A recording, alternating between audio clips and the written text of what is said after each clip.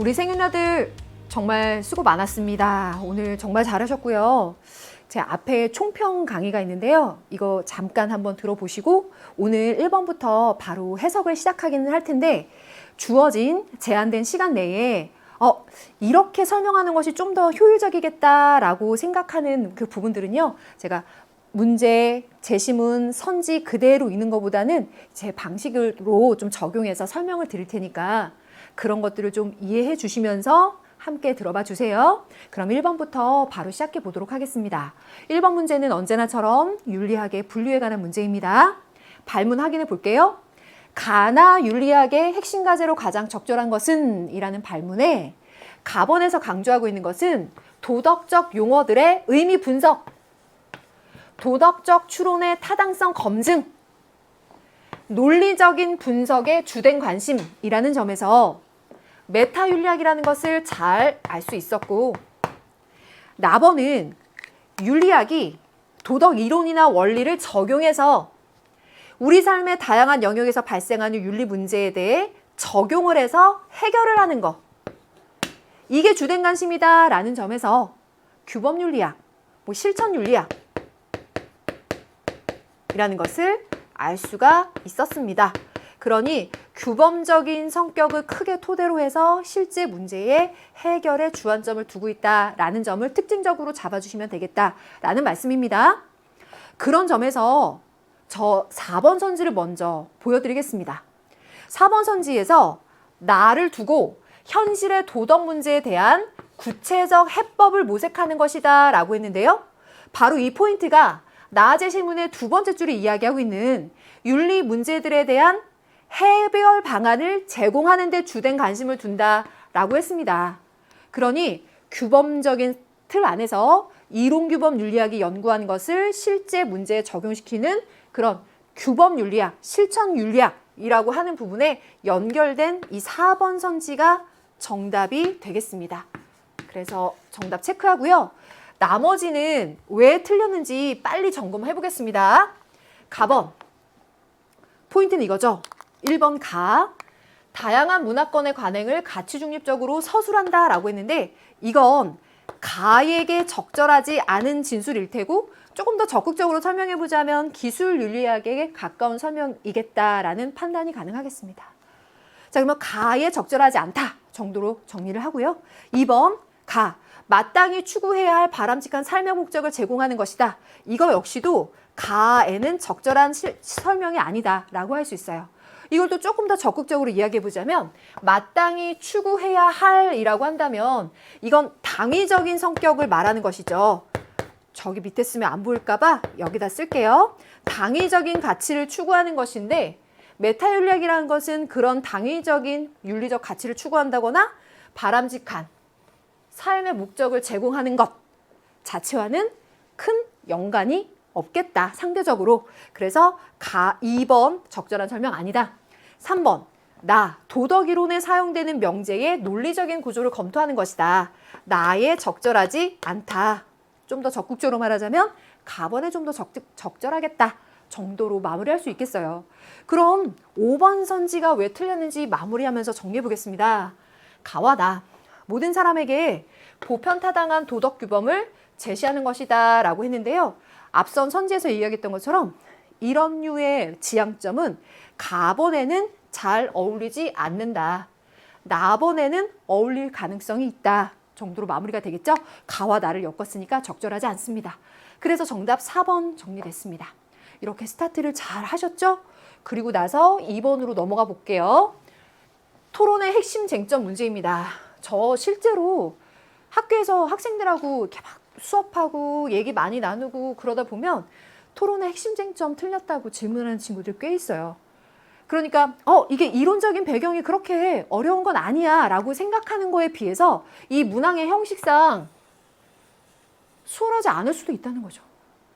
자, 그럼 어떤 주제로 이야기하는지를 보면요. 생명과학에 대해서 얘기해주고 있습니다. 생명과학에 대한 그 혜택을 혹은 그것에 따른 윤리적인 문제를 이야기하는 건 토론의 핵심 쟁점으로 상당히 잘 출제되었었던 익숙한 부분이긴 하다. 그런데 여기부터가 새로운 국면이죠. 뇌 자극과 약물을 통해서 인간의 질병을 치료하는 거, 요 얘기 많이 했어요. 근데 이 문제에서는 인간의 이타심을 향상시키는 강화도 가능해졌다라고 하는 요 소재가 좀 새롭게 나왔어요. 자, 그럼 갑번이 이야기하는 이 뇌자극과 약물을 통해서 질병 치료와 이타심을 향상시키는 강화가 가능하다 해졌다라고 하는 이 분석에 대해서 을번이 동의하고 있습니다. 그래서 이 부분에 대해서 둘 다 동의하는 선지가 뒤에 있죠. 그래서 그 부분은 둘 다 동그라미니까 핵심 그러니까 토론의 핵심 쟁점은 아니다라고 알 수 있겠고, 마저 더 읽어봐 보겠습니다. 인간의 이타심을 인위적인 조작으로, 선제 이 표현 들어가죠? 인위적인 조작으로 강화함으로써 사회의 이익에 기여하는 도덕적인 행동도 증가시킬 수가 있다. 인위적인 조작으로 사회 이익에 기여할 수도 있다라는 입장을 얘기하고 있는데, 그걸 받아서 갑번이 물론 강화에 의해서, 이타심 강화에 의해서 사회 이익에 기여하는 친사회적 행동이 증가하는 건 사실이지만, 중요한 건 그러한 행동이라는 건 자극에 의해서 나타난 타율적인 반응일 뿐 도덕적인 행동은 아닙니다 라는 겁니다. 왜? 그건 위에서 얘기했던 것처럼 뇌 자극과 약물을 통해 나타난 타율적 반응이라는 거예요. 그래서 그걸 도덕적 행동이라고 평가할 수는 없다라고 갑번이 이야기를 하고 있어요. 그래서 이거 이어서 가보면 2번 선지 먼저 말씀드릴게요. 강화에 의한 인간의 친사회적 행동은 도덕적 행동이냐라고 했을 때 갑번은 그것은 타율적 반응일 뿐 도덕적 행동은 아닙니다. 그래서 행동 인가에 대해서 X라고 답할 가능성이 있겠고, 그에 비해서 을의 경우에는 타율적 반응인 것은 맞지만 그러한 행동도 도덕적 행동이다 라고 말하고 있으므로 을은 동그라미. 그래서 핵심 쟁점이라고 한다면 2번이 가장 적절할 것이다 라는 거예요.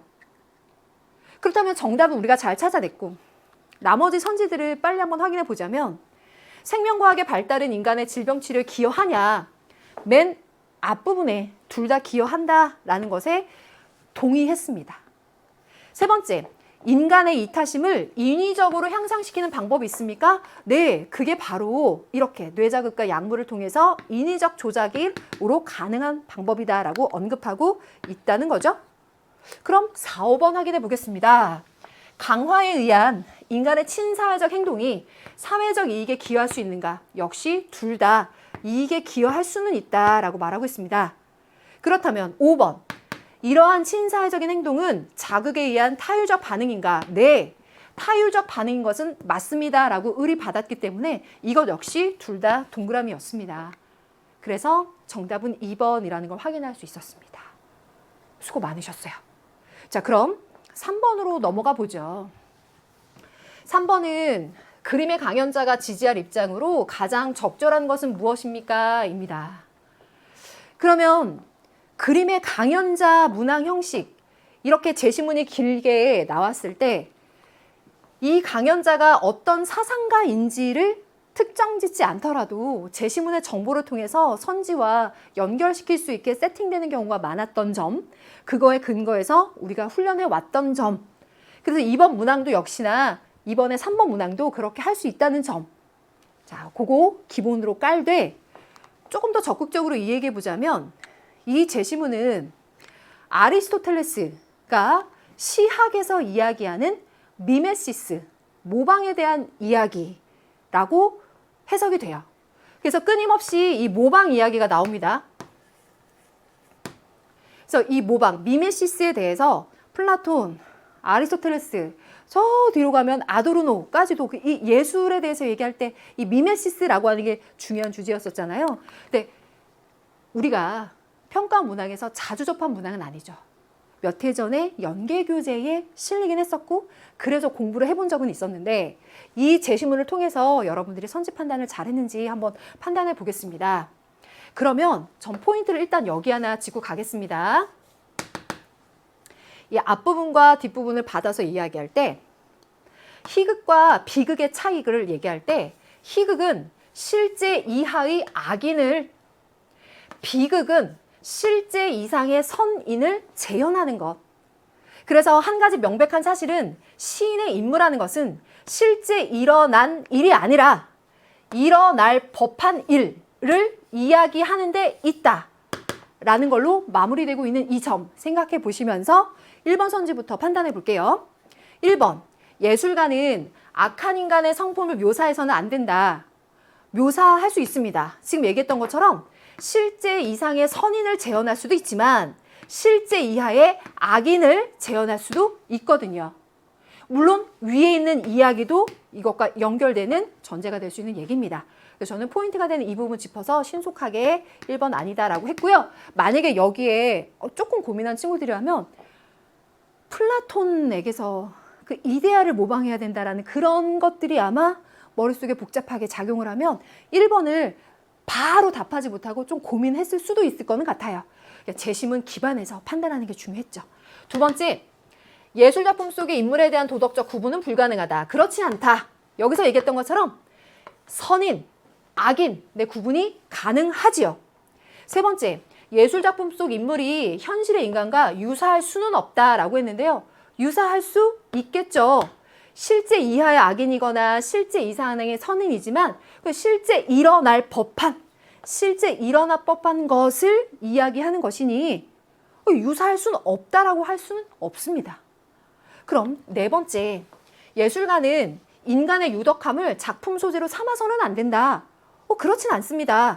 인간의 유덕함도 작품의 소재로 재현할 수 있고요. 또 이 실제 이하의 악인을 또 희극에 또 재현할 수도 있겠죠. 그러니 4번 맞지 않습니다. 정답은 5번인데요. 예술가가 개연성 없는 서사를 창작하는 것은 바람직하지 않다라는 거예요. 제가 별표 쳐놓은 이 부분과 연결됩니다. 실제 일어난 일이 아니라 일어날 법한 일, 이걸 개연성 있는 일을 이야기해야 된다라고 바꿔본다면 개연성 없는 서사를 창작하는 건 바람직하지 않다라고도 정리가 가능하겠죠. 그래서 5번이 정답입니다.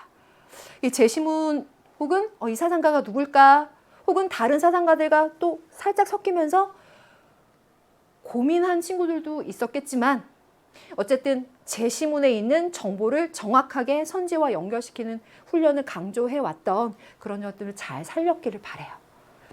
그럼 4번 문제 가겠습니다.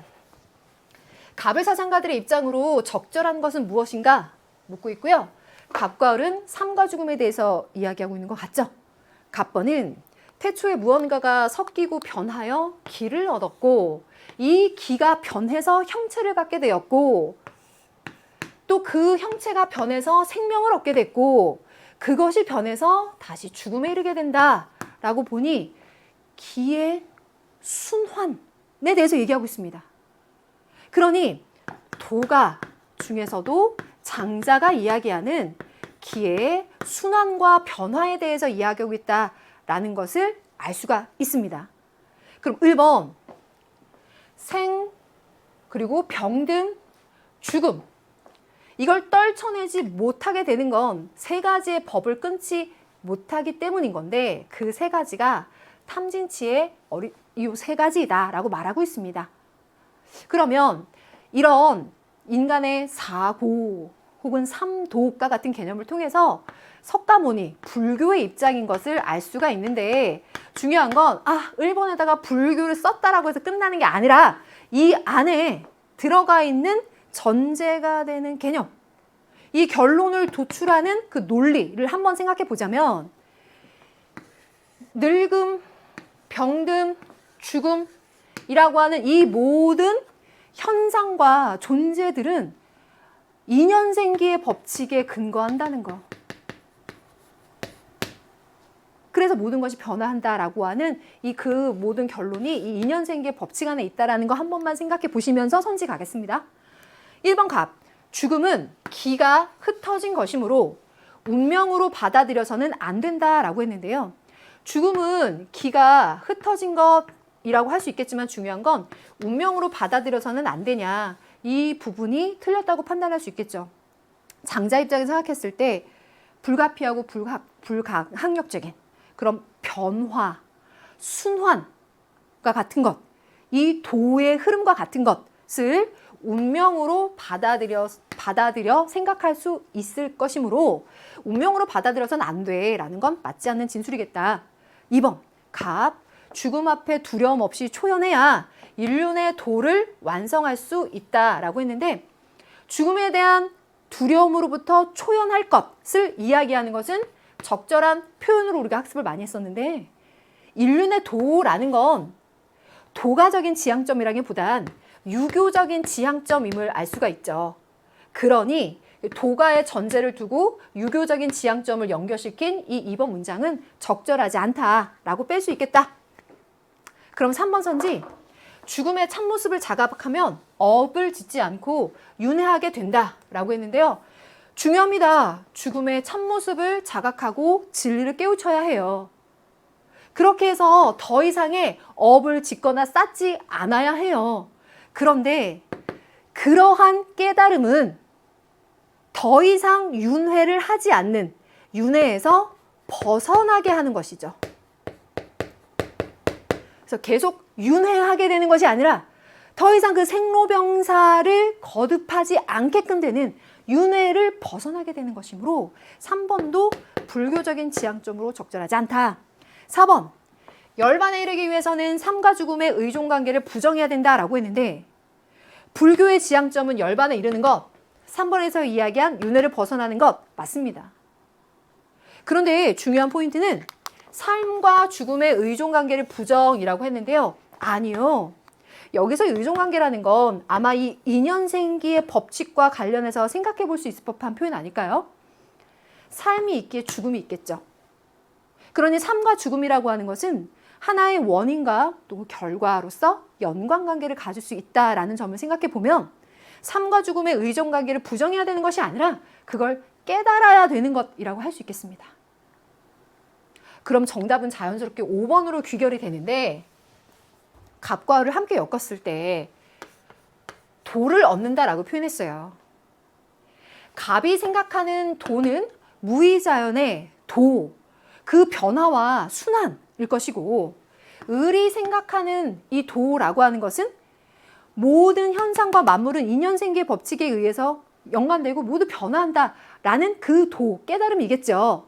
그러한 깨달음, 각각이 추구하는 깨달음이라고 하는 것이 다를 수 있더라도 깨달음을 지향한다라고 하는 그 큰 틀에서는 공통점으로서 이 생과 사의 얽매임, 이 둘을 분별하는 것, 이러한 시각으로부터 좀 벗어날 수 있다라고 보는 이 지향점은 적절하다라고 할 수 있겠어요. 그래서 5번이 정답입니다. 자, 그럼 5번 문제 가겠습니다. 다음을 주장한 사상가의 입장으로 가장 적절한 것은 무엇입니까? 라고 했고요. 중요한 키워드가 잘 보이죠? 종교적 인간과 비종교적 인간을 구분해서 설명하는 엘리아데. 그런 엘리아데가 성의 현현을 이야기하잖아요. 그래서 성과 속을 이야기하는 엘리아데 입장이다라는 건 고맙게 잘 알 수 있었는데 그런 엘리아데를 학습하면서 우리가 중요하게 많이 얘기했던 것이 먼저 1번 보시면 성스러움이 드러나는 자연과 세계가 초월적 신 자체다. 이게 오진술이라는 걸 많이 학습했었죠. 이 신이라고 하는 건 초월적인 존재예요. 그 초월적인 존재로서의 신이 자연과 세계에 자신을 드러내 보여줘. 해주는 것이죠. 그러니 이 자연과 세계를 우주를 초월해 있는 신이란 존재가 이 자연, 현실, 세속 속에 자신을 드러내 보여주는 것이고 종교적인 인간은 그걸 체험하고 믿는 것이지 이 자연 자체가 신이다. 자연 즉 신이라고 보는 것과는 거리가 멀다라는 점. 그럼 2번 선지, 인간의 노력 없이는 세계 안에 성스러움이 존재할 수 없다라고 했는데요. 이 성스러움, 초월적 존재로서의 신, 그 존재가 이 세계와 자연에 드러나는 것은 인간의 노력을 초월한 것이죠. 그러니 2번도 적절하지 않다. 3번, 신이 창조한 세계는 실제하지 않지만 일정한 구조를 지닌다라고 했는데요. 신이 창조한 이 세계, 우주, 우리들의 속, 성격이 실제하지요. 그래서 실제하지 않는다라고 한 3번의 제시문도 적절하지 않다. 4번 종교적인 인간은 신과 직접 교류함으로써만 성스러움을 느낀다라고 했는데요. 종교적인 인간이 이 성스러움을 느끼는 것은 다양한 성의 양태를 느끼는 거. 다양하게 현현되는 그 성의 양태를 느끼는 거죠. 그것은 직접 교류하는 신성성만은 아니라는 거예요. 그래서 이건 개념적으로도 설명할 수 있을 뿐만 아니라 제시문에도 단서가 있기 때문에 그 두 가지를 함께 빨리 설명드려 봤습니다.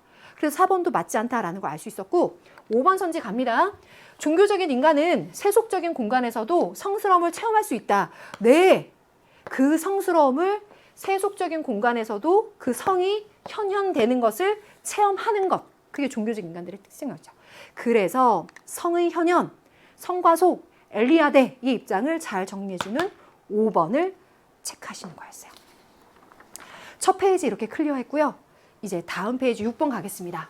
다음을 주장한 사상가 입장으로 적절한 것만을 보기에서 고른 것은 무엇입니까? 라고 했고요. 과학기술과 윤리, 단원이죠.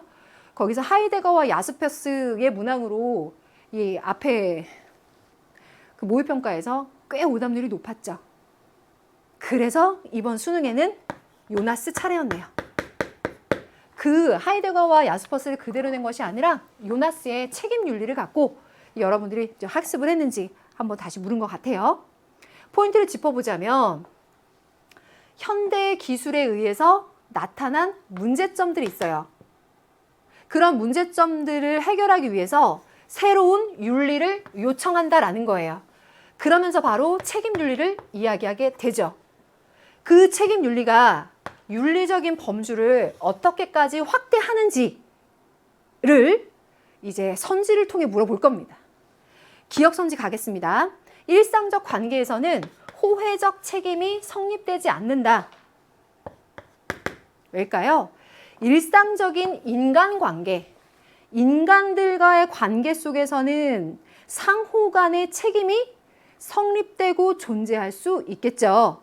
그래서 기억번은 맞지 않다라고 빼줘야 하는데 만약 이 부분에서 잠깐 고민을 했었다면요. 호혜적인 책임이 아니라 비호혜적이다라고 할 때에는 인간이 자연에 대해서 책임질 때 혹은 미래 세대 인간을 이야기할 때 상호 간에 책임을 주고받을 수 없다라는 점에서 비호혜적이다라고 얘기할 수 있겠지만 중요한 건 기억번에서는 일상적 인간관계를 얘기해주고 있어요. 그러니 호혜적 책임이 성립되겠죠. 니은번, 인간의 책임 범위는 지구 생태계 전체를 포함해야 된다. 그렇죠. 위에서 얘기했던 것처럼 새로운 사태를 준비하기 위해 마련된 윤리적인 범주로서 미래 세대의 인간과 지구 생태계 전체까지 확장된 거니까 니은번은 맞는 얘기. 디귿번, 자연에 대한 인간의 의무는 인간에 대한 책임을 함축한다라고 말했는데요. 이렇게 윤리적인 범주가 인간과 인간 사이뿐만 아니라 자연에 대해서도 인간의 의무가 성립할 수 있다는 거예요. 이러한 것들은 인간에 대한 책임을 함축하는 것으로서 이 윤리적인 책임의 범위를 확대하는 요나스의 입장을 정리할 수 있겠습니다. 그럼 1번, 선한 결과가 예견되는 기술만이 도덕적인 검토 대상에서 제외된다라고 했는데요. 자, 우리가 요나스의 입장을 예견적이고 사전적인 관점에서 그 책임의 문제를 우리가 숙고해야 된다라고 했는데 선한 결과가 예견되는 거는 검토 대상에서 제외한다라기보다는 모든 문제들에 대해서 사전적으로 어떤 문제가 발생할 수 있을지에 대해서 검토하는 것이 필요하다라고 할 수 있을 테니까 리을번은 빼야 한다. 정답은 니은 디귿 들어간 3번이 맞겠다. 이렇게 마무리가 됩니다. 자, 그럼 7번 갑니다. 가의 주장을 나 그림으로 나타날 때 기억에 대한 반론의 근거로 가장 적절한 것은? 자, 요 형태의 문항이 다시 부활하면서 3점짜리의 이 문항의 오답률이 꽤 높았고 난도를 조절할 수 있는 중요한 포인트가 되어버렸어요. 그래서 이러한 문제들에 대해서 우리가 해석하고 분석하면서 선지 5개 중에 3가지 정도는 이 기억에 대한 반론이냐, 기억을 지지하는 근거가 될 수 있는 거냐라는 차원에서 유의미한 거. 그리고 하나는 딱 정답이 되는 거. 또 하나는 약간 요 범주에서 거리가 멀어지는 거. 요런 세팅이 좀 보인다라고까지 하면서 우리가 대비를 했었는데, 문항을 정리해보면 가번은 인공지능 기술은 인간의 일자리를 축소시킴으로 법으로 규제해야 한다. 그걸 나의 대전제에서 인간의 일자리를 축소시키는 기술은 법으로 규제해야 된다. 그리고 결론은 인공지능 기술은 법으로 규제해야 된다라고 갔어요. 파트 단원으로 치자면 뭐 정보기술 파트에 들어가는 걸 텐데, 거기에서 이제 우리가 인공지능이라고 하는 소재를 끄집어내서 이러한 이야기를 해보자면, 기억번에 들어갈 전제가 되는 이야기는 인공지능 기술이 인간의 일자리를 축소시킨다라고 하는 이 핵심이겠죠. 인간의 일자리를 축소시킨다. 이걸 중요하게 두고 봤을 때, 자, 1번 선지에서 인공지능 기술은 인간 노동에 대한 기업의 수요를 감소시킨다. 그래서 인간의 일자리를 축소시킬 수 있겠다로 연결이 가능하겠죠. 2번, 인공지능 기술은 직업을 통한 인간의 자아실현 기회를 박탈한다. 그러니까 일자리랑 자아실현이라는 건 동일 언어는 아니라고 하더라도 이 일자리를 통해서, 일을 통해서 자아실현을 할 수 있는 기회라고 한다면 이거 역시 일자리를 축소시키는 문제와 연관 지을 수 있겠어요.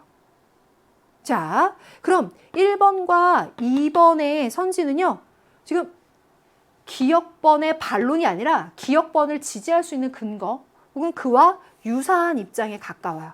그래서 1, 2번은 넣으면 안 되는 거죠. 그럼 3번이요. 인공지능 기술로 인간 노동이 필요한 직종이 지속적으로 증가한다. 그러니까 기억에 대한 딱 반론이죠. 기억은 축소된다, 축소시킨다라는 건데, 여기에 대한 반론이라면 아니다, 증가한다, 이렇게 되어줘야 반론이 될 수 있죠. 그러니까 정답은 3번이 되는 겁니다. 그럼 4, 5번 보시면요.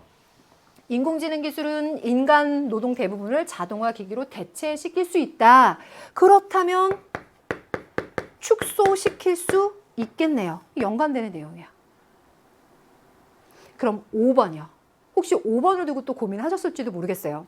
인공지능 기술로 일자리는 줄어들어도 최소한의 인간 노동은 필요하다. 최소한의 인간 노동은 필요하다라고 했으니까 기억번 연관돼서 할 수 있지 않나라고 한다면요. 중요한 건 일자리가 줄어든다 라고 하고 있죠. 그러니 기억번에 대한 반론의 근거가 되는 것은 3번만큼 가장 적절한 그런 가능성을 갖고 있다라고 하기는 어렵겠죠. 그래서 가장 적절한 근거로는 3번을 그 반론의 근거로 찾아주셔야겠습니다. 잘하셨습니다. 그럼 8번 문제 가보겠습니다. 갑을 사상가들의 입장으로 적절한 것만을 보기 위해서 고른 것은 무엇입니까? 라고 했는데요. 직업윤리 파트겠죠. 갑번은 신이 인생의 온갖 활동을 하는 가운데 각자의 부르심, 즉 소명을 기억하고 존중할 것을 명한다. 누구도 경솔하게 자기 한계를 벗어나지 않도록 다양한 종류의 생활 양식을 소명이라 이름 붙였다. 그럼 직업 소명설 이야기하면서 프로테스탄티즘 혹은 칼뱅으로 잡고 문항을 풀이할 수 있겠습니다. 그럼 1번. 선왕은 사람들 사이의 다툼으로 인한 혼란을 싫어했기 때문에 예를 제정했고, 그것을 통해서 분별의 기준으로 삼아서 이 예를 통해 예에 부합하는 욕망은 충족시켜주고 그들이 원하는 것을 공급하게 해서 물건이 부족하지 않도록 했다. 그러니까 우리가 개념으로부터 얘기했던 거 보면 사회적 재화의 분배 기준이 되는 거였죠. 그래서 예에 부합하는 것이라면 그러한 요구를 충족시킬 수 있고, 그것을 넘어서는 것이라면 절제가 필요한 것으로서 이 예치를 이야기하는 순자의 입장이었어요. 그래서 얘는 유교사상가들이 다 강조하는 거 맞죠. 하지만 워낙 이 예를 통한 분별의 기준과 욕망의 충족에 대한 이 제시문이 순자에게서 우리가 많이 학습이 됐죠. 자, 그럼 선지 바로 가겠습니다. 기억번 갑. 구원은 근면과 검소에 대해 주어지는 응분의 보상이다라고 했어요. 자, 여러분 요거 다시 한번 냉정히 생각해야 돼요. 구원은요, 예정되어 있어요. 기억나시나요? 구원 예정설. 그 예정의 여부는 나도 알 수 없고 성직자도 알 수 없다고 했어요. 그러니 그 구원의 여부 자체는 내가 근면과 검소해서 응분의 보상으로 날 구원해 준다거나 그렇지 않으면 날 구원해 주지 않는다거나 하는 차원이 아니라 이미 결정되어 있고 정해져 있다는 거예요. 그래서 이거 우리가 독특한 입장으로서 우리가 공부를 했었죠. 그러니 기억번은 맞지 않는 진술로 먼저 정리를 해줄까요? 니은번 갑. 노동으로 얻은 부를 베푸는 선행은 신의 영광을 드러낸다. 자, 이건 또 조금 다른 뉘앙스입니다. 신이 나에게 주신 그 소명에 응답해서 성실하게 노동했어요. 그렇게 해서 부를 얻은 건 하나의 축복이고 구원의 사인일 수는 있겠다라는 해석은 가능하다고 했죠. 그렇게 해서 그 부를 이웃에게 베푸는 선행은 신의 영광을 드러내는 것으로서 프로테스탄티즘적인 해석이 가능하겠죠. 디귿번. 순자에게서 백성의 직분은 예보다 능력을 기준으로 맡겨져야 한다. 아, 조심해야 되죠. 능력 물론 중요하긴 해요. 그래서 얘기했었죠.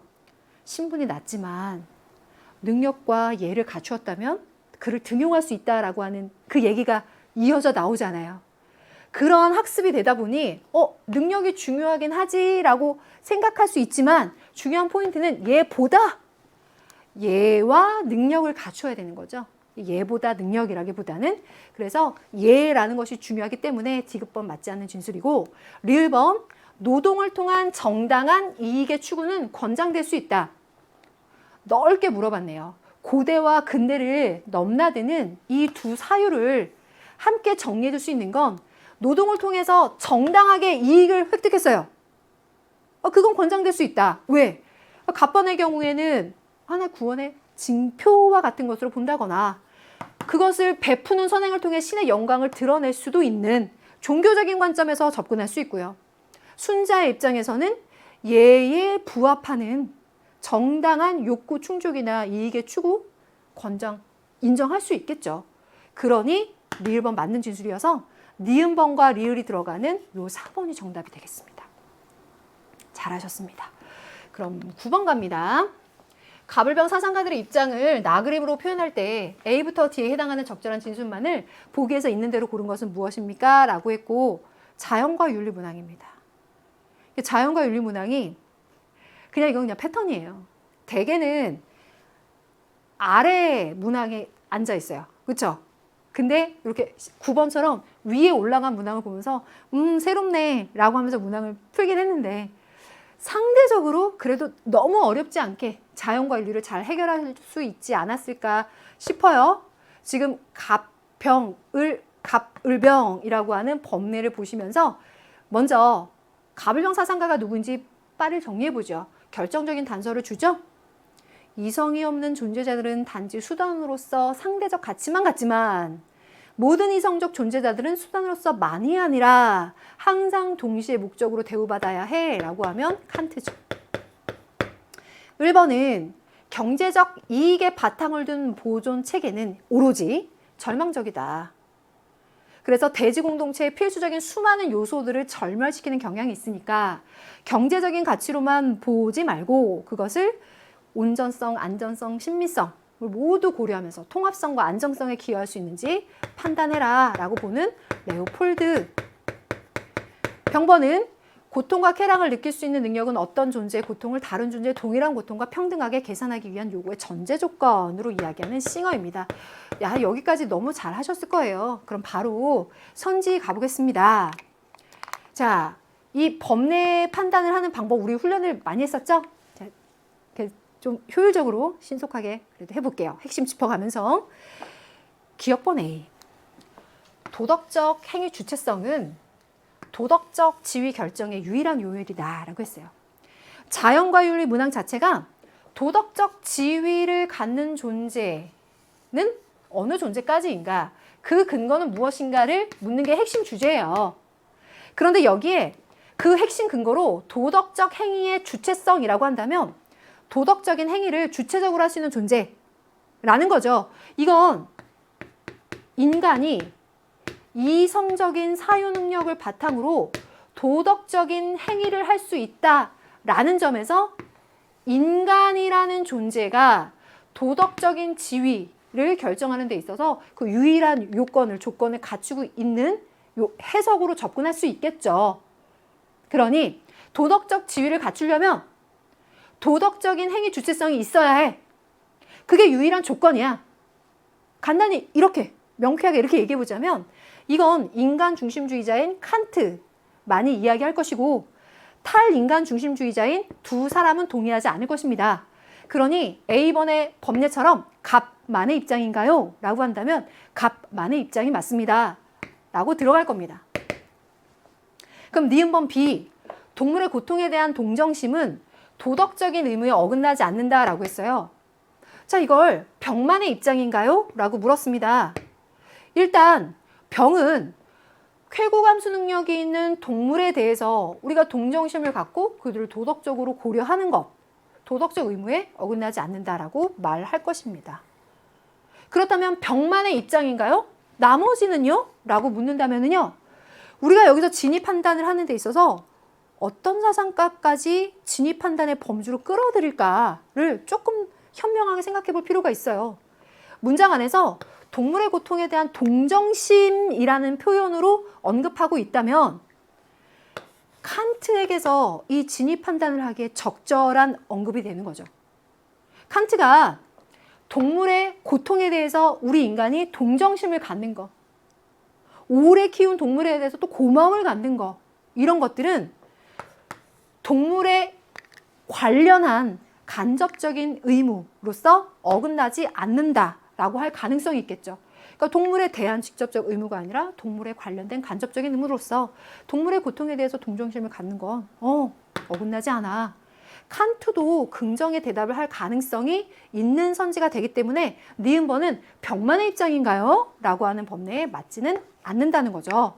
그럼 디귿 선지 갑니다.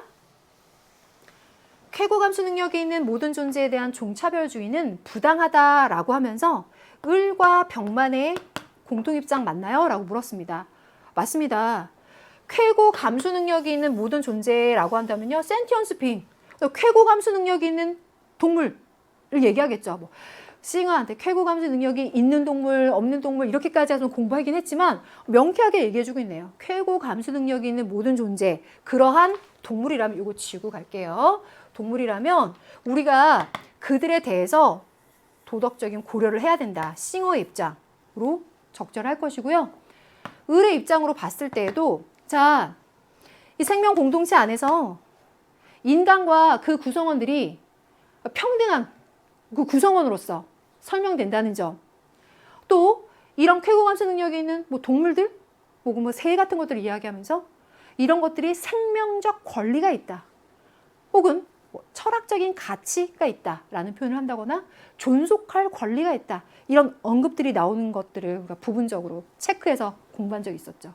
그런 점에서 보자면 이 디귿번의 C 문장이 싱어 특유의 이런 표현으로 보일 수 있겠지만 이러한 류의 가치 판단에 대해서 레오폴드도 긍정할 것이다. 그 도덕적 고려의 범주 판단을 하는 데 있어서 말이죠. 그러니 디귿번 맞는 선지입니다. 리을번 D, 자연문을 파괴하는 인간의 행위가 도덕적으로 허용될 수 있다. 야, 이거 우리 많이 학습했었죠. 표현은 조금씩 다르더라도 칸트의 입장에서 인간이라는 이성이 없는 존재자들은 수단이거든요.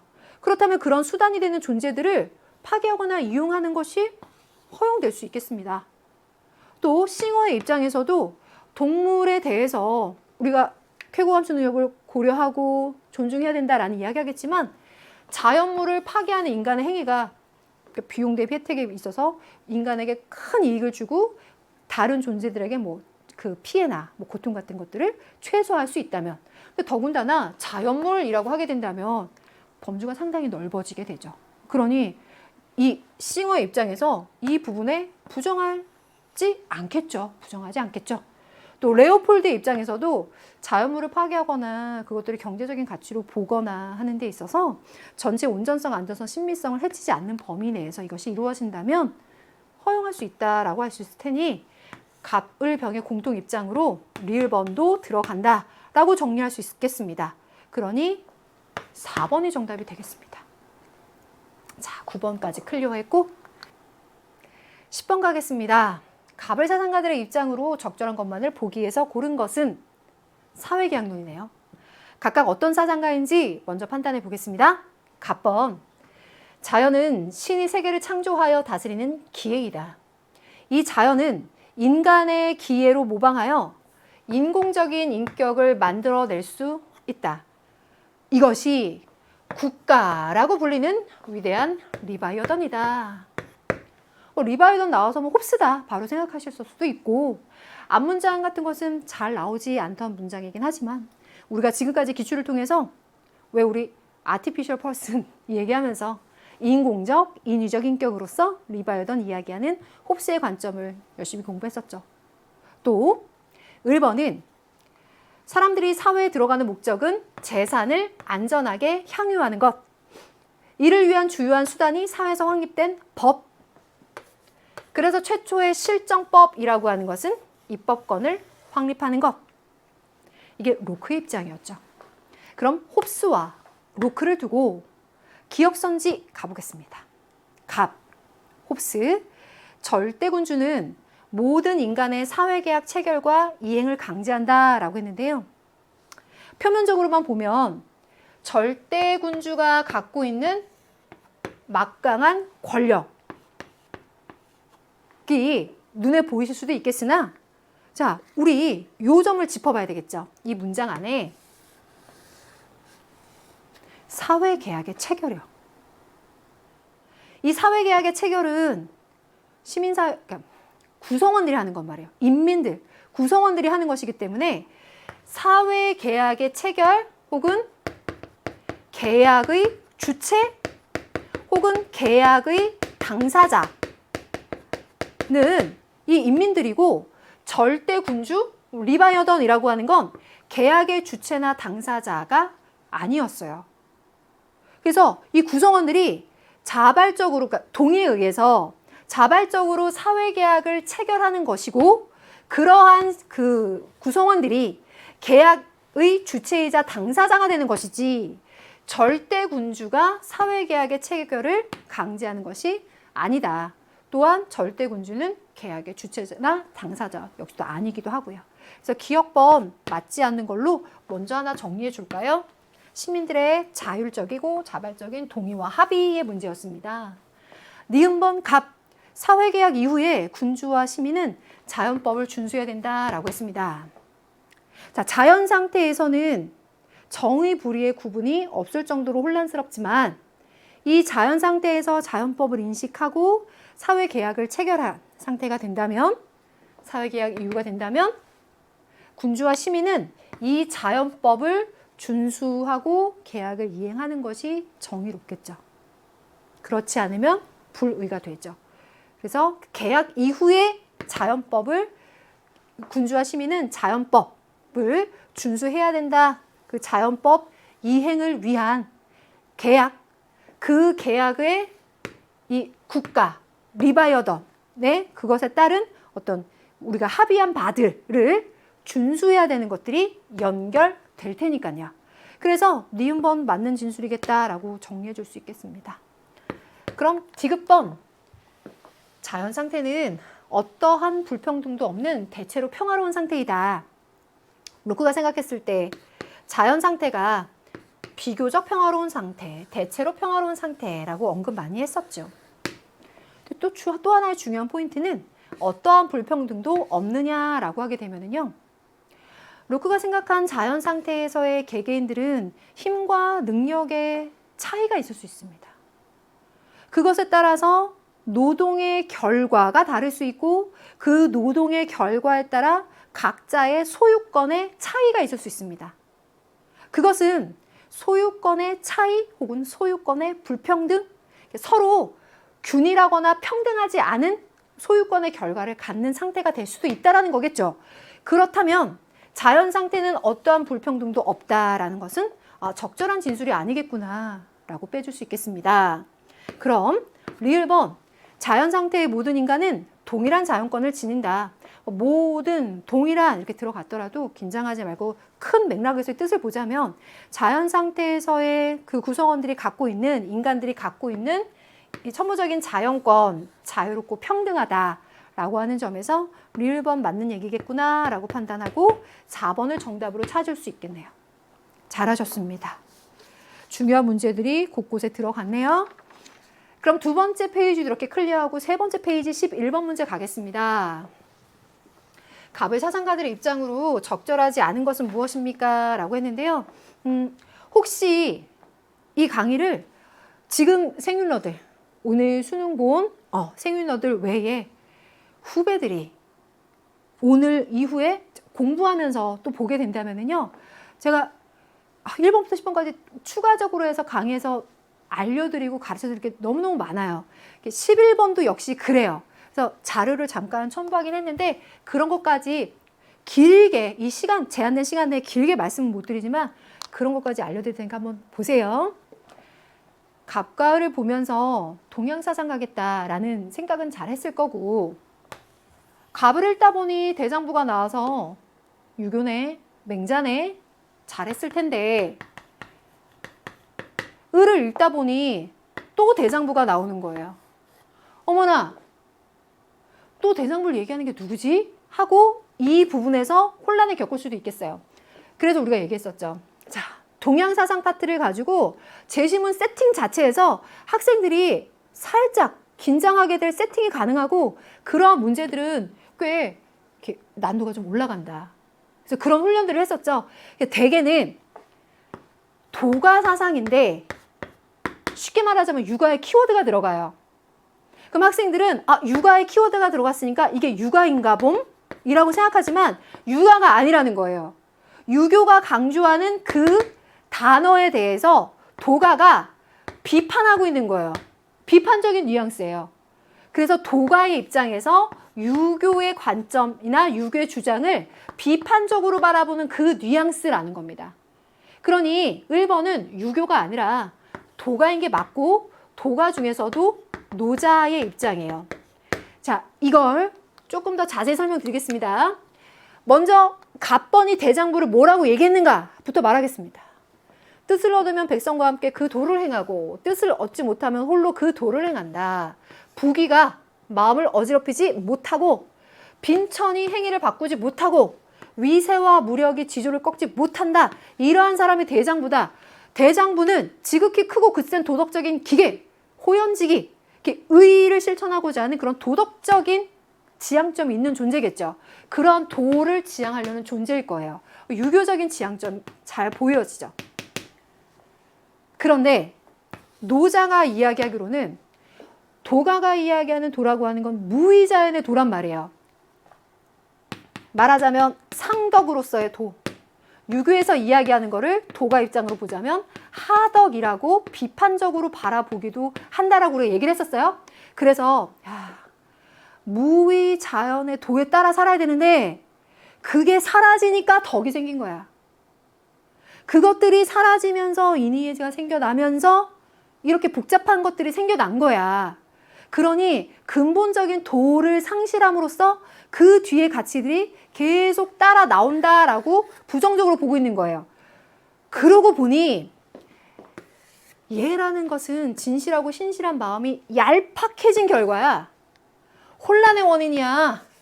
섣부르게 내다보는 것은 도가 꾸며진 것이자 어리석음의 단초야. 그러니 대장부는 중후함에 처하여 얄팍한 곳에 거하지 않아. 그래서 유교에서 이상적인 인간상이나 이상적인 덕들에 대해서 이렇게 이야기를 하지만 그건 근본적인 도가 무너지면서 생겨난 오히려 혼란의 원인이야 라고 하는 이 부분에서 도가 입장이구나 라는 걸 알 수가 있습니다. 자, 이걸 두고 선지로 가보겠습니다. 1번 이 선지는 이렇게 한번 풀어보세요. 상위 단어로 바꾸는 거예요. 어떻게 바꾸냐면 수오의 마음은 수오지심이죠. 이건 측은 수호 사양 12지심이라는 사단이에요. 맞죠? 그러면 이렇게 상위 단어로 바꾼 상태에서 사단은 의로운 행위를 꾸준히 실천해야 생겨난다. 생겨난다는 건 형성된다라는 의미인 거죠. 아하, 사단은 선천적인 겁니다. 말하자면요. 성선설의 근거로서 얘기를 하니까요. 그러니 선천적인 것을 유지, 보존, 확충, 실현하는 것이라고 설명을 해야지 이 선천적인 것이 무엇인가를 통해서 생겨난다라고 말한다면 여기에 어떤 예쁜 말이 들어가도 생겨난다라고 하는 후천적인 형성을 얘기하는 건 적절하지 않다는 거예요. 짝이 안 맞죠. 개념을 근거로 판단을 해보면. 그래서 1번 맞지 않겠다. 2번 오륜의 참된 실천은 반드시 수기가 바탕이 되어야 된다. 유교 혹은 맹자가 오륜 강조하겠죠. 그러려면 자기 자신에 대한 수양, 수기가 바탕이 되어야 된다. 맞는 진술이겠습니다. 그럼 3번 도가, 노자, 이상적인 정치는 스스로 그러함의 원리에 어긋나지 않는다라고 하는 건 도가가 이야기하는 무의의 치라고 하는 것은 자연의 원리에 어긋나지 않는 것, 자연의 원리와 부합하는 것, 맞는 진술이겠습니다. 4번 성인의 도를 본받아 겸허하고 다툼 없는 덕을 지녀야 돼. 그러니 도가가 생각하는 성인과 도가가 따르고자 하는 도가가 따르고자 하는 덕이라는 건 무의 자연에 스스로 그러한. 그래서 이걸 굳이 표현해서 말해보자면 상덕이라 일컫는 인위적이지 않는 자연적인 그 덕을 말하는 거겠습니다. 그거의 구체적인 내용은 겸허하고 다툼이 없다. 무지무욕 소박하다. 순수하다. 맞죠? 5번 도를 따르는 사람은 본성을 따르는 사람이라 할 수 있다라고 이야기를 했는데요. 자, 보시면 갑이 이야기하는 도는 천리와 천도와 천명으로서 부여받은 그 도덕적인 도일 거예요. 을이 이야기하는 도는 무의 자연의 도일 거예요. 그걸 따르는 사람은 타고난 본성, 태어날 때 갖고 있었던 그 본성을 따르는 거다. 갑의 입장에서는 그 도덕적인 본성을, 을의 입장에서는 무의 자연의 본성을 따르는 사람이라고 할 수 있다. 둘의 공통점으로 가능하다는 거예요. 그래서 결론은 다 맞는 얘기고요. 적절하지 않은 게 1번이라는 겁니다. 정답 1번이에요. 이렇게 해결하는 문제였고요. 요거에 근거가 되는 걸 잠깐 가져와 봤는데 이거 여러분들한테 뭐 부담 주거나 그러는 게 전혀 아니고요. 이런 뉘앙스라는 거예요. 여기요. 저 빨리 한번 읽어볼게요. 도를 잃은 이후에 덕이고 덕을 잃은 이후에 인. 그 뒤에 의, 예가 생긴다는 거예요. 그걸 이야기하면서 이 사람이 얘기하고 있는 데가 바로 미리 사랑적 지식으로 따지는 것이 도의 가화, 어리석음의 시작. 이로써 대장부는 도타운 데 거처하지 박절한 데 자리 잡지 않는다. 이게 이 번역상에 이제 각각의 번역상의 버전마다 특징이 있겠지만 대장부에 대해서 언급하고 있는 도덕경의 그 장 부분이에요. 자, 여기에 있는 내용은 지금까지 계속 출제가 됐는데 이 뒤에 있는 문장이 제시문으로 들어갔다라고 하는 걸 보여드리고 싶은 것, 그런 점에서 육아의 제시문이 있지만 육아의 키워드가 있더라도 그거에 대해서 비판적인 관점을 갖는 노자의 입장이라는 이 뉘앙스를 아시면 문제에 접근하는 데 실수를 많이 줄인다는 거죠. 이런 식으로 공부를 하는 거죠. 어쨌든 오늘 수능 본 생윤러들 이 문제 푸느라고 수고 많았어요. 그럼 12번 갑니다. 다음을 주장한 사상가 입장으로 가장 적절한 것이 무엇입니까? 라고 했고요. 제시문이 꽤 긴데 문화상품에 대해서 이야기하는 아도르노겠죠. 계몽의 변증법. 그러면 목적 없는 한목적성이 되어버린 계몽적인 합리성은 자본주의 대중문화에서도 관찰이 되는데 대중문화의 지배자들은 대중문화가 장사일 뿐이라는 사실을 숨기지를 않는데요. 이거 여러분들 이 아도르노에 관련된 문학 지금까지 출제하면서 많이 봤잖아요. 훈련을 했는데 특히 이번에는 뭐랄까 좀 더 꼼꼼하죠. 그런 점에서 하나하나씩 연결시켜서 신속하게 말씀드릴게요. 바로 이 지점, 장사일 뿐이라는 사실을 숨기지 않는다라고 하는 이 단서를 두고 봤을 때 1번이요. 문화산업은 대중문화가 상품에 불과하다라는 사실을 은폐한다? 은폐하지 않아요. 숨기지 않는다라고 했어요. 자, 여기에 근거가 있었고요. 오히려 그들은 이 사실을 자신들이 만든 저속한 문화상품을 정당화하는 이데올로기로 활용을 해버리고 소비자들은 자신의 욕구에 맞게 그 유형이 규격화된 대량 생산물을 별 저항 없이 스스로 받아들이게 됩니다. 그런 점에서 문화상품에 대한 대중의 선호는 상업적 전략에 대한 순응이 되는 겁니다. 그래서 일단 정답은 2번입니다. 그럼 다시 갑니다. 문화산업의 기술이 사회에 대한 권력을 획득할 수 있는 기반은 바로 경제적 강자의 권력이라는 것은 여기서 언급되진 않는다. 다양한 문화상품이 대중에게 제공되지만 이는 대량 생산 법칙을 더 완벽하게 실현할 뿐 대량 생산 법칙을 더 완벽하게 실현한다라고 하는 이 부분에서 자, 4번 문화상품에 대한 다양한 수요는 표준화된 소비 양식과 상충된다? 아니요. 오히려 대량 생산 법칙을 더 완벽하게 실현해주고 있는 것이다 라고 볼 수 있다는 거예요. 거기에다가 5번 선지 파악해 볼까요? 문화상품의 소비자는 대중문화의 본질을 간파하는 합리성을 발휘하느냐? 그 본질을 간파하지 못하고 무비판적이거나 그것에 대해서 수용적이거나 이런 관점을 갖게 된다라고 아도론도가 비판하면서 이야기하고 있었죠. 그래서 맞지 않는 진술이고요. 그런 점에서 3번을 보시면 이 문화상품 소비자가 합리성을 발휘한다? 아니요. 대중문화를 지배하는 주체다? 아니요.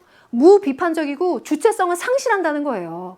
그래서 이것도 맞지 않는 진술이며 2번이 정답이라는 겁니다. 자, 많이 훈련했던 문제이지만 꼼꼼했습니다. 자, 13번 갑니다. 다음 신문 칼럼에서 강조하는 내용으로 가장 적절한 것은 무엇인가? 와, 신문 칼럼 문제면은 뭐 그렇게 어렵지 않겠는데? 3점? 야, 이거 쉽게 3점 득점해야 되겠는데? 라고 했다면 제 신문이 만만치 않죠. 그러니까 새롭다라는 점에서도 하나의 효과가 있고 이 내용을 이해하고 선지에 적용시켜야 된다라는 점에서도 또 하나의 효과가 있었어요. 그러면 자, 줄줄이 읽기보다는 제가 핵심이 되는 부분, 절대 잊지 말으셔야 되는 부분을 보자면 제 신문에서는요. 비판적인 합리주의에 대해서 얘기하고 있는데 여기에 비판적인 논증과 반박이 꼭 있어야 된다는 거예요. 그래서 여기에 언제든지 이 과학적 명제가 반박될 수 있어야 된다는 겁니다. 그러다 보니 경험과학 이론은 그 이론을 반증할 수 있는 실험 결과를 얻는다면 뒤집어질 수가 있다. 그래서 언제든지 그것을 수용할 수 있어야 된다. 이론의 과학성을 구성하는 것은 이런 반증 가능성이다. 이론에 대한 모든 관찰은 그 이론으로부터 도출된 이야기를 반증하려는 시도다. 이것을 비판적인 합리주의로 얘기하고 있어요. 그럼 이걸 두고 사상가 누구지? 라고 막 진지하게 찾으려고 하지 말고 제 시문에 있는 이 포인트를 잡으면서 일단 선지를 해결해야 되겠죠. 그럼 1번부터 보겠습니다. 실험 결과에 의해 예측이 반증된 경험과학 이론은 거부된다라고 했는데 이게 바로 정답이네요. 왜 그런지 정리해보면 이겁니다. 우리가 어떠한 예측을 갖고 있었는데 그 예측에 대해서 어떤 실험 결과에 의해 그 예측이 잘못됐다라는 반증이 나왔어요. 그렇다면 우리는 그렇게 반증된 그 예측이 반증된 경험과학 이론에 대해서는 이건 올바른 게 아니구나, 진리가 아니구나 라고 거부해야 된다라는 겁니다. 우리가 예측했던 바가 실험 결과에 의해서 반증된다면 예측했던 것을 뒤엎는다면 뒤엎는 결과가 나온다면 우리는 그 경험과학 이론에 대해서는 거부해야 되는 것이다 라는 것이 바로 정답입니다. 1번이 정답이고요. 나머지 선지는 그 반대의 입장에서 논박이 불가능한 경험과학적 가설만을 진리로 확정해야 된다라고 했는데요. 이 경험과학적인 가설이라고 하는 것은 언제든지 반증을 통해서 논박할 수 있는 것, 그렇게 해서 뒤집어질 수 있는 것, 그렇게 이야기를 하고 있죠. 뒤집어질 수 있다. 2번 맞지 않는 진술이고 비판은 원천적으로 반증 불가능한 사실 명제에 근거해야 된다. 반증이 가능하다고요. 지금 동일한 맥락이에요. 논박이 불가능? 논박이 가능해요. 언제든. 반증을 통해서. 그러니 반증 불가능? 아니요. 반증할 수 있어요. 반증 가능성. 이 반증 가능성을 얘기하고 있습니다. 그래서 2번, 3번도 맞지 않는 진술이고 4번 진리에 대한 접근은 불가능하다는 상대주의의 관점을 수용해야 된다. 그렇다고 해서 이러한 논의가 진리에 대한 접근은 불가능하구나. 언제든지 반증되고 언제든지 뒤집어지는 거 아니야? 이거 상대주의구나. 여기로 가려는 건 아니에요. 끊임없이 이러한 반박과 토론의 과정을 거쳐서 진리를 찾아가야 된다는 것이지 진리에 대한 접근 불가능하다라는 관점으로 얘기하려는 것은 아니다. 5번 오류임이 증명되지 않은 과학이론은 반증 대상에서 제외된다. 반증될 수 있다. 반박할 수 있다. 그 부분이 꾸준히 선지 안에 들어가 있죠. 그래서 13번의 정답은 1번인 거고 새로운 내용이기도 한데요. 조금 적극적인 차원에서 얘기해 보자면 칼 포퍼의 비판적인 합리주의적인 그런 내용을 담고 문항이 구성되지 않았을까라는 저만의 그냥 조금 적극적인 해석을 해봅니다만 이 문항의 세팅이나 의도 자체는 이 제시문을 통해 선지를 바로바로 판단할 수 있게 되어 있고 나머지의 선지들이 어떤 공통적인 것을 함의하고 있다는 점에서 문제 해결할 수 있는 그런 문제였어요. 네, 그럼 14번 가겠습니다. 갑의 사상가들의 입장을 나아 그림으로 이렇게 탐구합니다. 그러면 적절한 것이 무엇인가를 묻는데요. 갑번과 을번 누구인지 바로 알 수 있죠.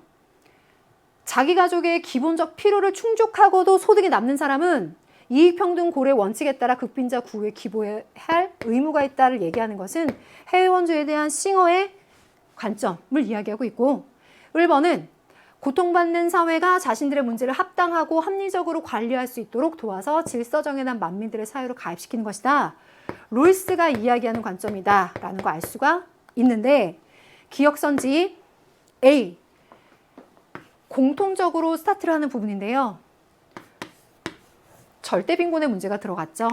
절대빈곤을 감소시키는 것은 원조의 정당한 조건이 될 수 있다라고 두 사상가가 공통적으로 인정할 수 있는 부분이기 때문에 예와 아니오로 나뉘어진 이 기억의 구도는 맞지 않겠다.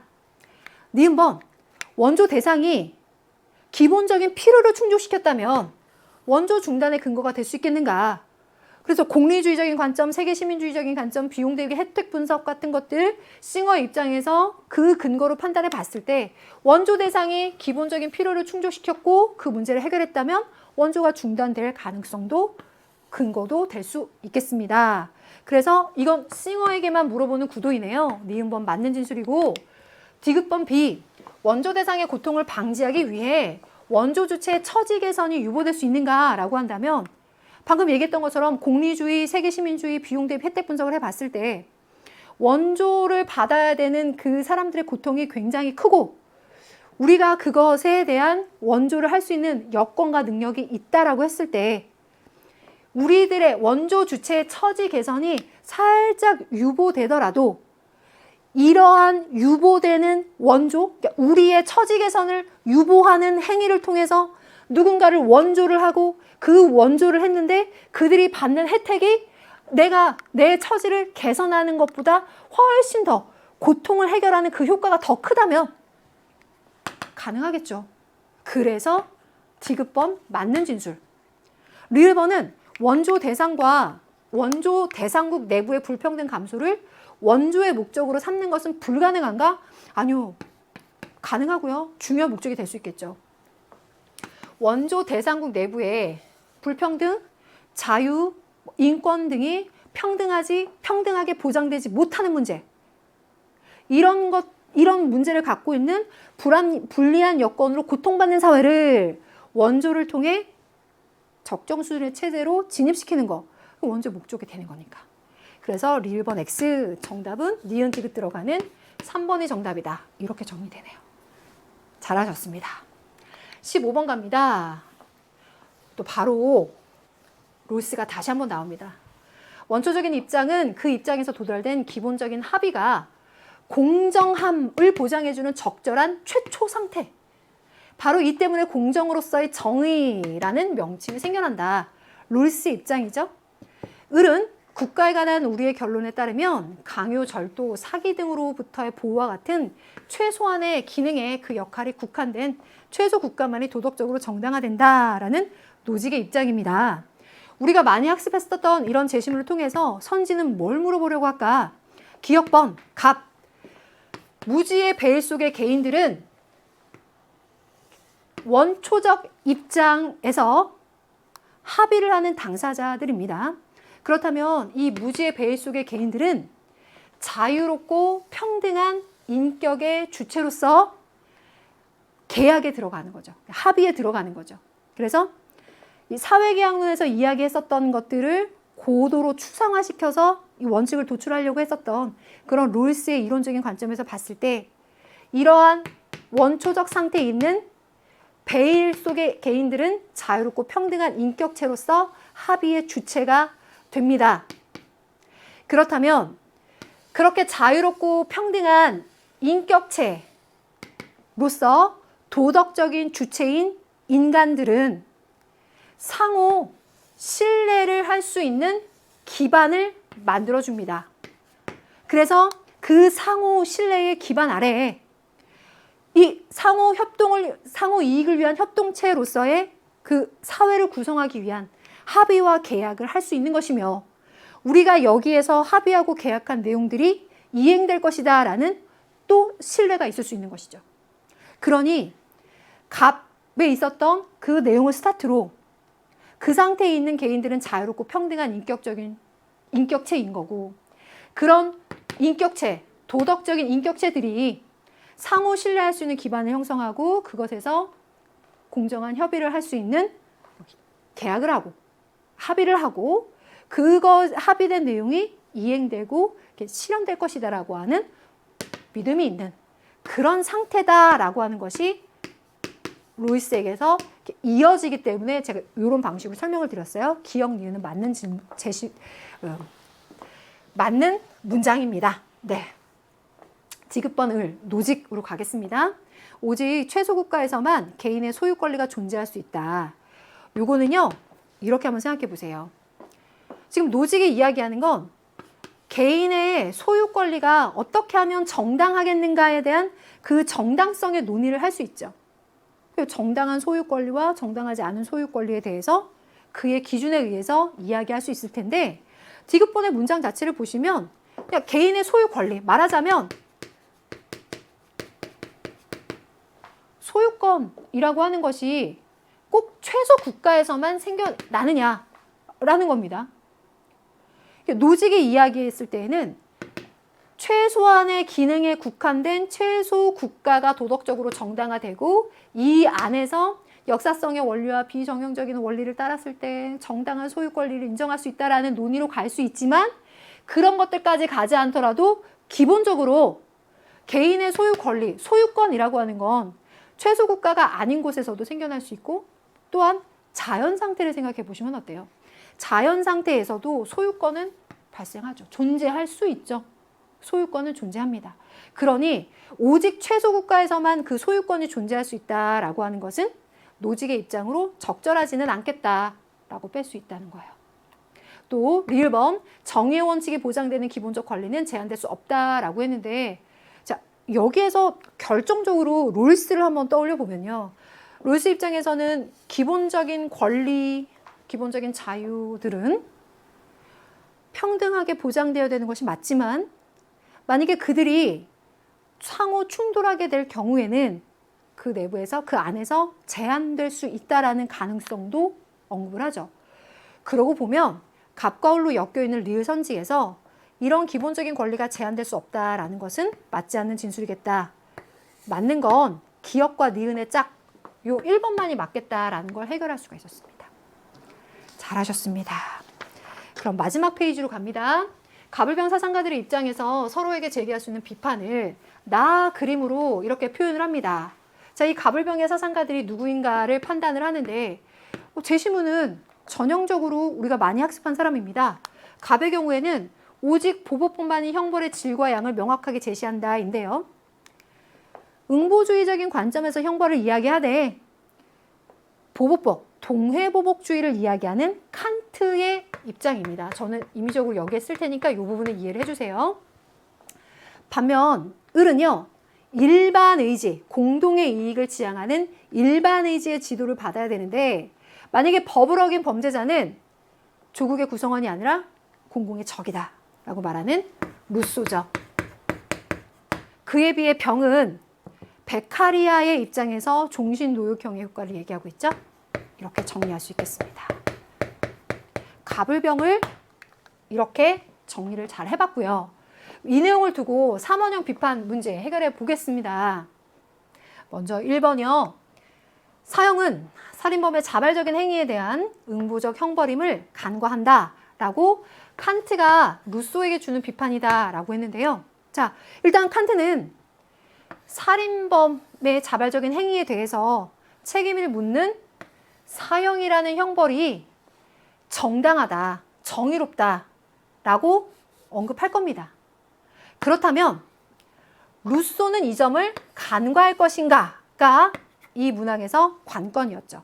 자, 그럼 이걸 판단해 보자면 루소의 입장에서 보면 칸트뿐만 아니라 루소도 사형이라는 형벌에 대해서 찬성을 하고 있는데 살인을 저지른 범죄자에게 사형을 가하는 처벌이 정당하고 응당한 처벌이다.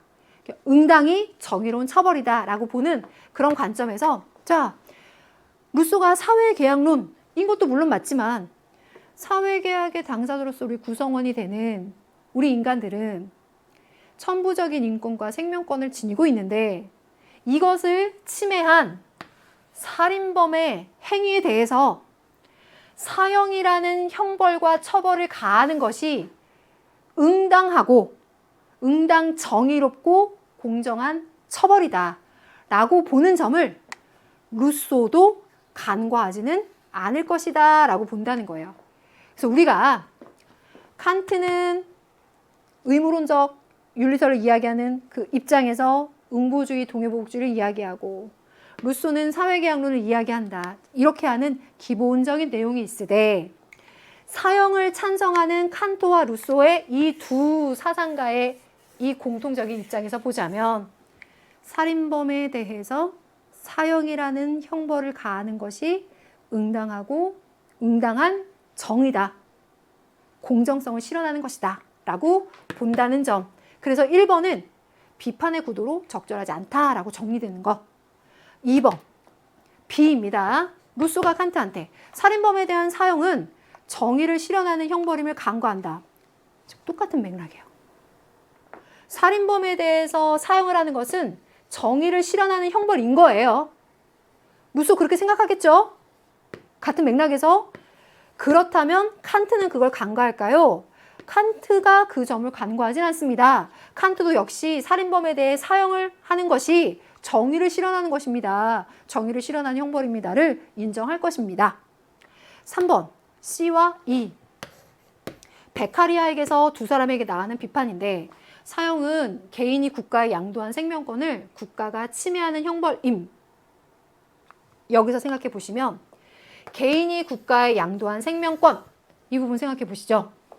베카리아가 공리주의와 함께 사회계약론적인 관점에서 형벌의 정당성을 논할 수 있는데 그것을 얘기할 때 사형이라고 하는 것이 계약론의 관점에서 봤을 때 정당하지 못하다라고 주장할 수 있는 근거는 개인은 국가의 생명권을 양도하지 않았을 거라는 점입니다. 사회계약을 맺은 것은 생명권을 보장하기 위한 것인데 아니 그 계약의 당사자들이 계약을 맺을 때 내 생명권, 내 생명을 유사시에 박탈해도 좋다라는 생명 박탈권을 국가에게 줬겠느냐. 즉 국가에게 내 생명권을 양도했겠느냐. 그건 계약의 논리에 맞지 않다라고 말하는 거죠. 그러니 이 3번 문장은 베카리아의 기본 입장으로 맞지 않는 이 주장이 들어가 있다는 거예요. 그래서 3번도 맞지 않는 진술이 되고 4번 D입니다. 루소가 베카리아에게 가하는 비판인데 사회계약의 목적, 각각의 생명과 자유를 지키는 이 사회계약의 목적을 위해 모든 시민이 사형제에 동의해야 그래서 만약 누군가의 생명을 해쳤을 때 사형을 받아야 된다라고 하는 결론이 나옴. 그러한 동의를 강조하는 루소의 입장에서 봤을 때 베카리아는 아니 사회계약의 목적이 내 생명을 지키자는 건데 어떻게 유사시에 내 생명을 박탈해도 된다 라는 그 형벌에 동의를 할 수 있겠느냐. 그거는 계약의 관점이 맞지 않다라고 본다는 거죠. 그래서 간과한다라는 비판을 막기에는 4번이 정당하다는 거죠. 5번 F. 칸트가 베카리아에게 형벌의 경중은 오직 범죄의 동기에 비례하여 결정해야 함을 간과한다라고 했는데요. 형벌의 경중에 대해서 판단할 때 범죄의 동기보다는 형벌의 경중은 그 범죄에 비례해서 동해 보복주의적인 관점에서 이야기하죠. 그러다 보니 형벌의 경중은 오직 범죄의 동기에 비례해서 결정해야 한다. 당신은 그걸 간과한다. 라는 5번의 선지는 칸트가 베카리에게 할 비판으로 적절하지 않다라고 정리될 수 있겠습니다. 그래서 맞는 진술은 4번이었어요. 그럼 17번 가보겠습니다. 다음 사상과의 관점에서 문제 상황 A에게 해줄 수 있는 조언으로 가장 적절한 것은 하고 3점인데요. 이 사상가는 칸트죠. 그 자체로 높이 평가해야 할 더 이상의 의도가 없는 선의지라는 개념은 이미 자연적인 건전한 지성에 내재해 있어요. 가르칠 필요는 없어요. 개발될 필요만 있어요. 칸트가 그렇게 이야기하죠. 자, 요거는 이제 윤리 영역에서 좀 칸트의 선의지를 이야기할 때 조금 자세하게 언급하면서 좀 노출이 되기도 했었던 그런 부분인데요. 그런 칸트가 봤을 때 문제 상황, 좋아하는 게임 아이템을 구입하고 싶지만 용돈이 부족한 A. 갚지 못할 것을 알면서도 친구에게 꼭 갚을게 라고 약속하고 돈을 빌려야 되나 말아야 되나 고민하고 있다면 꼭 갚을게. 이건 거짓 약속 아닙니까? 이렇게 바꿔야 되겠죠? 그러면 칸트가 이 거짓 약속에 대해서 어떻게 얘기할까입니다. 야, 이거 우리 중요하게 얘기했었죠. 칸트가 의무를 이야기할 때 완전한 의무와 불완전한 의무를 이야기를 하죠. 예외가 허용되지 않는 완전한 의무로서 거짓 약속을 하지 않을 것이 들어간다는 겁니다. 그러니 깨끗이 지우고 얘기할게요. 3번이요. 너가 거짓 약속을 하는 건 친구의 인격을 존중하는 게 아니야. 인격이라고 하는 것은 수단으로만 대우하지 말고 동시에 목적으로 존중해야 되는 것인데 거짓 약속을 하는 건 인격을 존중하는 게 아니야 라고 제시문에 있는 내용과 칸트의 기본적인 개념을 활용하셔도 3번을 찾아낼 수 있었을 것이고 우리가 학습했었던 완전한 의무를 생각하면서도 확인할 수가 있는 문제였습니다. 그러면 나머지 선지들, 이 나머지 선지들도 굉장히 정성 가득한 선지일 텐데 포인트만 빨리 한번 짚어보자면 약속을 어긴 사람은 목적으로 대우받아서는 안 됨. 아니요. 인간 인격은 목적으로 존중받아야 해요. 목적으로 존중받는 그 행위로서 만약에 약속을 어겼다, 법을 어겼다, 그런 것에 대한 처벌을 받는다. 이런 것들이 부수적으로 따라 나올 수 있다고 할지라도 그 모든 것들은 모든 인간을 목적적으로 존중해 주는 겁니다. 자, 그래서 1번 맞지 않고요. 약속 준수가 자기 행복의 열망에 근거한다. 이거는 칸트가 생각하는 정언명령 선의지를 따르는 것이 아니죠. 4번에서 돈독한 정서적 유대를 위해서 지켜야 되는 거다. 5번 무해하다면 거짓 약속도 정당화된다 라고 하는 건 결과의 유불리, 이익 여부를 고려하는 것이죠. 그러니 칸트 입장에서 봤을 땐 내 행복을 추구하고자 하는 것과 정서적인 유대, 감정, 공감 혹은 결과의 이익을 생각하는 것은 도덕적인 판단하는 근거가 되지 못함으로 정답이 되지 않는 요소로 이렇게 항상 꾸려지는 거죠. 잘 해결했습니다. 그럼 18번 갑니다. 다음을 주장한 사상가 입장으로 가장 적절한 것이 무엇입니까? 재심은 롤스 입장입니다. 롤스의 이름을 쓰는 거에서 끝나지 말고 더 중요한 건 롤스가 이 재심문을 이야기할 때 개인의 도덕적 원칙, 종교적인 교설이 우리 주장을 지지해 준다고 해서 그것에 의거해서는 안 된다. 뭐에 의거해야 될까요? 공공적인 정의관에 의거해야 되죠. 그래서 그 공공적인 정의관에 부합하는지의 여부를 판단해 보면서 시민불복종의 정당성 근거를 판단해야 되는데요. 시민불복종이 정당한지를 판단하는 데 있어서 중요한 것은 두 가지. 정의의 원칙 중에서 기본적 자유를 평등하게 보장해야 된다라는 이 1원칙, 또 공정한 기회균등의 원칙, 이것을 반드시 지켜야 하는데 이것을 위배한 것이 그 정도가 심각할 때는 시민불복종의 정당성을 갖출 수 있겠죠. 공공적 정의관에 의거해서 말이죠. 그렇다면 이 내용을 두고 저 4번 선지로 먼저 갈게요. 시민불복종의 대상은 기본적 자유의 심각한 위반에 국한된다라고 했어요. 어떠세요? 국한되는 건 아니죠. 기본적 자유의 심각한 위반은 하나 들어가요. 하지만 그거에 국한되는 것이 아니라 공정한 기회 균등도 들어가요. 그러니 4번 선지는 적절한 선지가 아니라는 거예요. 그렇죠? 그러면 여기에서 2번 선지로 가보겠습니다. 차등의 원칙입니다. 물론 우리가 이거 진짜 많이 해가지고 이 페이지가 아예 저 떨어지더라고요. 차등의 원칙이라고 하는 건 그 위반을 확인하기 어렵고 그 복잡성에 비춰볼 때 이기심이나 선입견의 영향을 배제하기 어렵고 이런 얘기를 우리가 했어요. 그런데 중요한 논의는 시민불복종의 정당성을 판단하는 데 있어서 중요한 그 근거는 기본적 자유를 위배했느냐, 공정한 기회균등을 위배했느냐, 이 두 가지를 따져야 되는 거라고요. 4번에서 지금 그걸 이야기했죠? 그리고 보니 2번에서 자, 어떤 법이 차등의 원칙에 근거했느냐 아니냐, 그거 위배했느냐 아니냐, 차등의 원칙은 따지지 말고 그 법이 어떠한 법이건 그 법이 이 두 가지에 위배됐느냐를 따져야 되는 거예요. 그렇죠?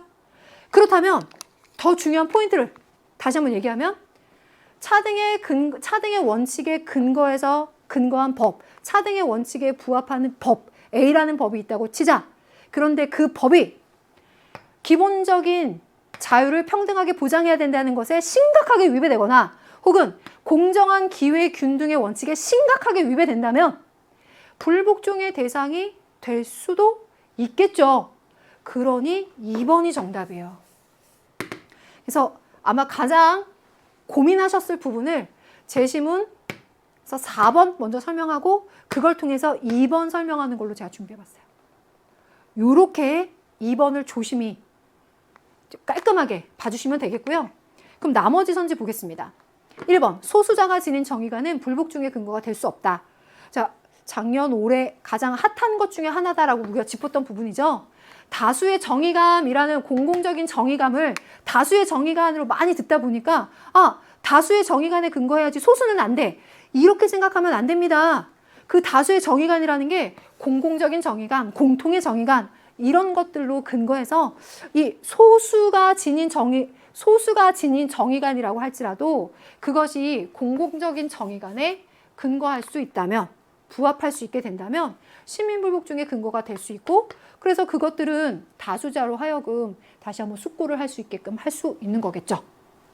그럼 3번. 준법의 의무는 기본적 자유를 방어할 권리와 상충할 수 없다. 상충할 수도 있겠습니다. 왜냐?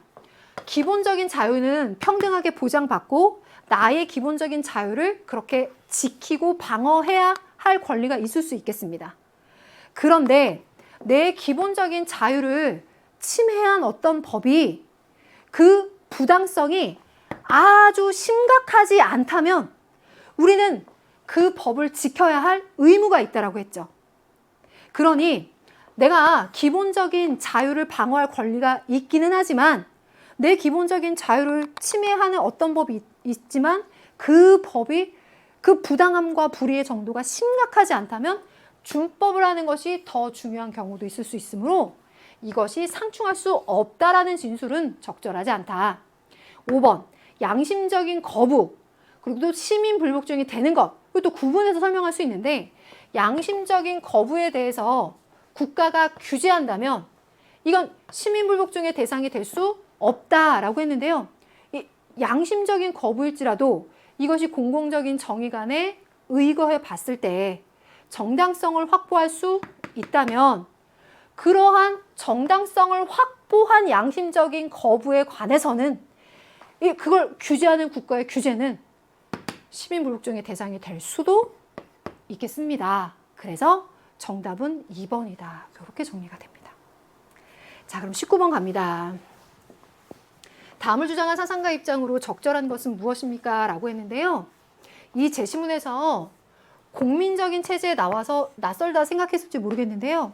이제 독일어에서 번역되는 공민이거나 혹은 뭐 시민으로 번역되는 요 용어에서 우리 아마 공화정체 같은 것을 생각하시면 될 겁니다.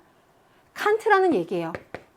이 칸트의 입장에서 봤을 때 한 국가 안에서는 시민법에 따르는 체제, 공화정체겠죠?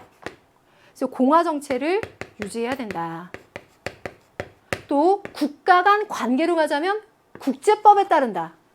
또 사람이나 국가가 서로 영향을 줄 수 있는 관계에 있으면서 보편 상태의 시민으로 고려되는 한 세계 시민법에 따른다라고 이야기를 하고 있습니다.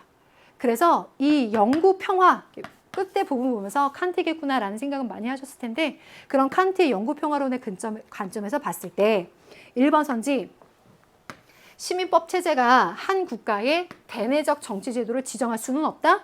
지정할 수 있습니다. 왜 그러느냐? 여기요. 한 국가 안에서는 시민법에 따르는 체제를 지정하는 거죠. 그러니 시민법 체제가 한 국가의 대내적인 정치 제도를 지정할 수 없다라는 것은 맞지 않는 진술일 것이고 2번 세계시민법은 이방인의 환대권과 영속적인 체류권을 보장한다라고 했는데 세계시민법에 의해서 이 환대권이라고 하는 것이 중요하게 언급이 되죠. 하지만 이것이 영속적인 체류권을 보장하는 것은 아니었습니다. 그래서 2번도 맞지 않고 3번 전쟁 상태 극복을 위해서는 주권이 국제국가로 귀속돼야 된다. 아닙니다. 주권은 개별 국가가 갖고 있어야 됩니다. 국제국가로 그것이 귀속되는 것이 아닙니다. 그래서 틀렸고 4번 영원한 평화를 위해 국가는 어떠한 국채도 발행돼서는 안 된다 라고 하는 것도 맞지 않는 진술인데 5번을 보시면 만약에 칸트가 지향하는 이러한 영원한 평화를 실현하기 위해서는 국가 간의 적대행위가 종식되고 그것을 통해서 연맹이나 국제법과 같은 것들을 따르면서 영원한 평화 실현으로 도달할 수 있겠죠? 그러니 적대 행위가 종식되어야 된다라고 하는 것이 필요한 조건이 될 수 있겠습니다. 정답은 5번입니다. 마지막 문제 가네요. 다음 대화에서 갑의 입장으로 가장 적절한 것은 무엇입니까? 라고 했고 통일 문제에 대해서 얘기하고 있는데요. 갑은 통일은 꼭 실현해야 될 과제로 1번은 꼭 실현해야 될 과제라고 볼 수는 없다라고 보고 있고 갑번이 꼭 실현해야 될 과제라고 이야기하는 근거는 사상과 양심의 자유를 신장한다는 거, 분단 비용을 해소할 수 있다는 거, 삶의 권리 보장과 양극화 완화를 할 수 있고 복지 재원으로 전환 가능하다는 거입니다. 그런 내용을 보자면 1번 선지 먼저 말씀드릴게요. 사회경제적 불평등 완화는 통일의 근거에 포함될 수 없다. 포함될 수 있습니다. 사회경제적인 불평등의 완화가 위에 이야기한 것처럼 이렇게 양극화 완화를 위한 방법으로서 얘기가 되고 있기 때문이에요. 그럼 2번 갑. 통일의 근거는 보편적 권리가 아니라 민족 통합 자체에 있다라고 했는데 보편적인 권리의 문제로도 연결할 수 있습니다. 그것이 바로 인간다운 삶의 권리, 사상과 양심의 자유와 같은 것들과 연결되는 보편적 권리의 내용으로 연결될 수 있기 때문입니다. 그럼 3번 을. 통일 비용이 증가하더라도 통일의 당위성이 약화될 수는 없다라고 했는데요. 지금 1번의 입장은 통일 비용과 함께 분단 상태를 유지하는 그 상태, 그러니까 분단 비용을 해소해서 이를 한반도 전체의 새로운 성장 동력을 창출하는 재원으로 정환하는데, 다만 이러한 편익이 통일 비용보다 적게 된다면 통일은 꼭 실현해야 되는 건 아니다라고 하고 있죠. 그래서 분단 비용, 통일 비용, 통일 편익 다 따져봤을 때 통일 비용이 증가하면 꼭 실현돼야 되는 건 아니다, 통일이. 그래서 약화될 수 없다라는 진술은 맞지 않다. 4번 을 통일 비용이 남북 경제 통합의 기대 효과를 초과할 가능성은 없다라고 했는데요. 통일 비용이 남북 경제 통합의 기대 효과 혹은 가져올 수 있는 편익보다 커질 수 있는 가능성도 있고, 그렇게 되면 통일의 당위성에 대해서 좀 떨어지는, 그 당위성이 약해지는 측면으로 얘기할 수 있겠죠. 그러니 없다라고 했으니 틀렸고, 5번 갑과 을 분단 비용 해소와 통일 편익을 통일의 근거로 고려해야 한다, 고려해야 된다라고 봤을 때 갑 역시도 통일의 분단 상태에서 들어가는 비용이나 혹은 통일 이후에 가져올 수 있는 편익 같은 것들을 통일 실현의 당위성의 근거로 얘기하고 있고요. 을번의 경우도 역시 이 지점에서 마찬가지였죠. 통일 편익을 통일의 근거로 고려해야 된다는 점에서 두 사람은 공통적으로 얘기하고 있습니다. 5번이 정답이었습니다. 이렇게 전체 문제 해결해 봤는데요. 여러분들 너무너무 수고 많았습니다. 앞으로 더 좋은 일 많으시기를 제가 진심으로 응원합니다. 고생하셨어요. 감사합니다.